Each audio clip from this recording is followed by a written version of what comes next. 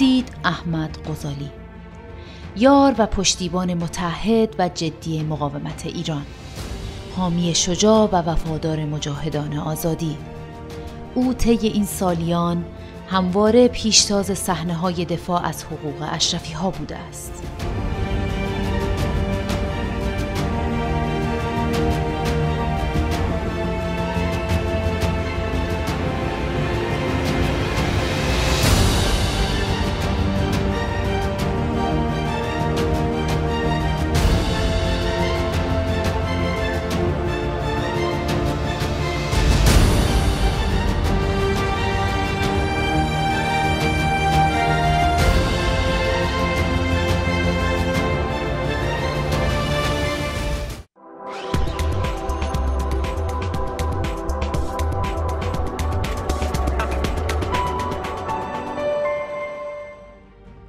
سید احمد غزالی در سال 1937 در یکی از شهرهای مرزی الجزایر به نام مارنیا متولد شد.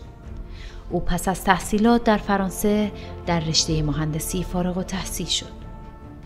پس از مدتی به عضویت حزب آزادیبخش ملی پیشرو درآمد.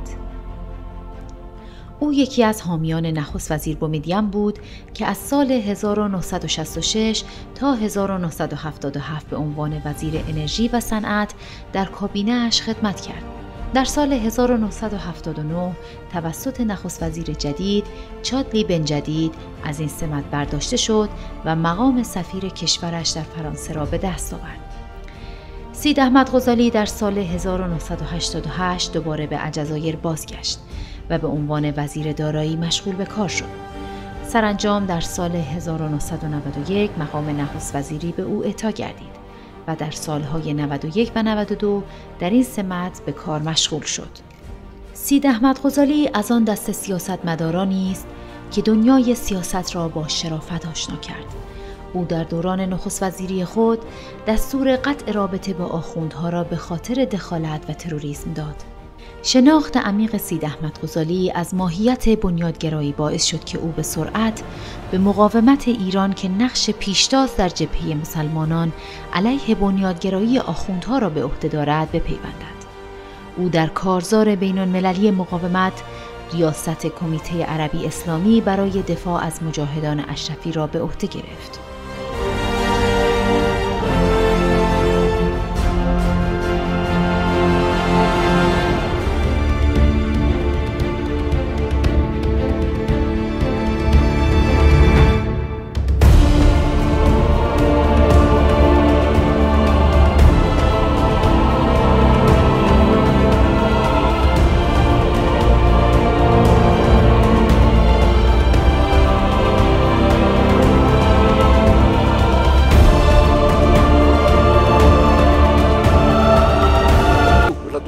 Du régime iranien,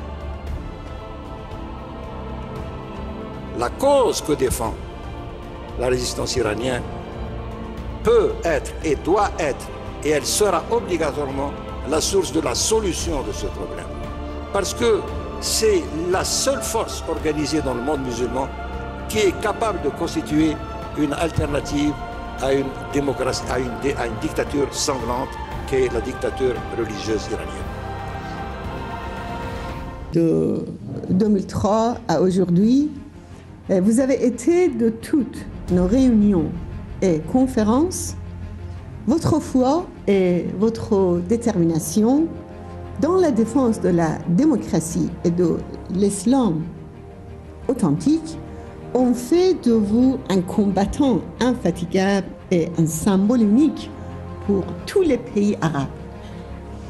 C'est pourquoi, face à la répression des mollahs et à la politique de complaisance des gouvernements occidentaux, notre résistance a la chance de s'appuyer sur de grands hommes comme vous.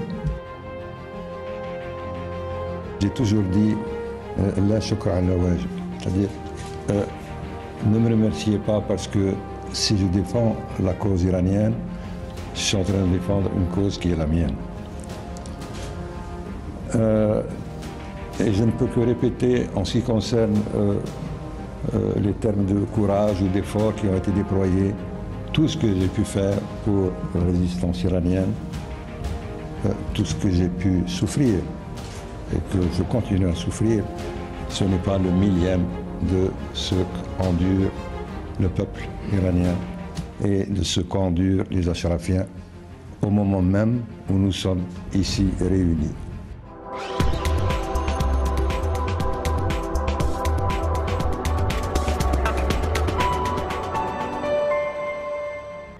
او که خود از جمله ستارگان انقلاب الجزایر برای استقلال کشورش بوده، درک روشن خود از ایستادگی و مقاومت را چنین بیان می کند.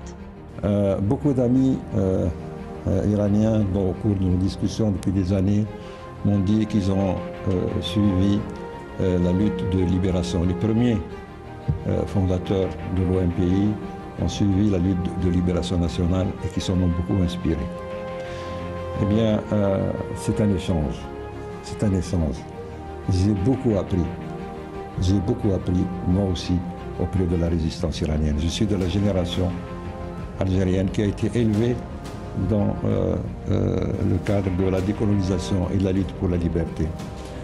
Et depuis que j'ai découvert la résistance iranienne, j'ai appris beaucoup. Et en définitive, vous qui me remerciez tout à l'heure, j'ai beaucoup plus pris que donné. Je ne le dis pas par politesse. C'est une organisation, plus de 50 ans d'ancrage dans la population, et il n'y a pas l'équivalent dans les autres pays. Numéro 1. Qui est l'ennemi numéro 1?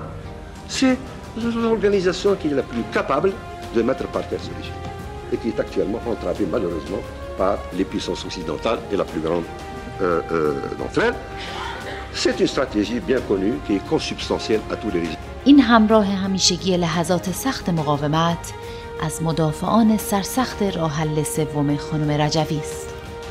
Toujours entendu dire, Madame Rajavi, depuis des années et des années, que la solution du problème, quand elle parlait de la troisième voie, ce n'est ni l'action militaire, ni la complaisance, notamment l'apaisement. Et qu'il y avait une seule voie, ce qu'elle a appelé la troisième voie, c'est-à-dire laisser ce peuple se libérer. Laisser ce peuple se libérer. N'entravez pas ses seules forces ou ses forces principales de se libérer d'un régime absolument innommable. Moyenne, il faut laisser le peuple iranien se débarrasser de ce régime parce que c'est celui-là le problème. C'est le régime dans sa nature. On ne peut rien obtenir de ce régime tant qu'il est debout. Qui peut l'enlever, ce régime? Le peuple iranien. Or, et là, je conclus, j'attire l'attention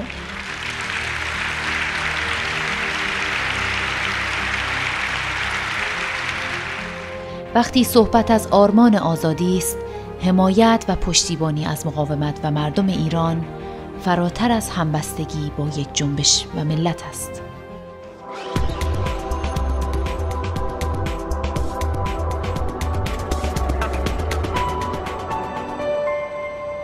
Les Ashrafiens, que dire à ces gens qui défient les mains nues, les blindés, les mitrailleuses et les armes lourdes.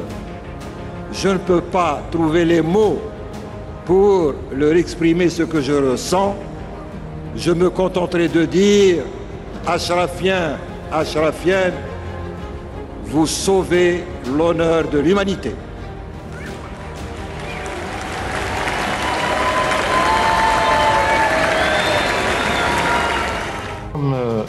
Mariam Rajavi,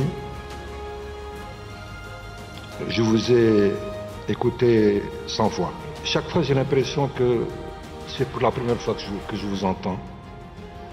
Tant il y a de la vie et de la force.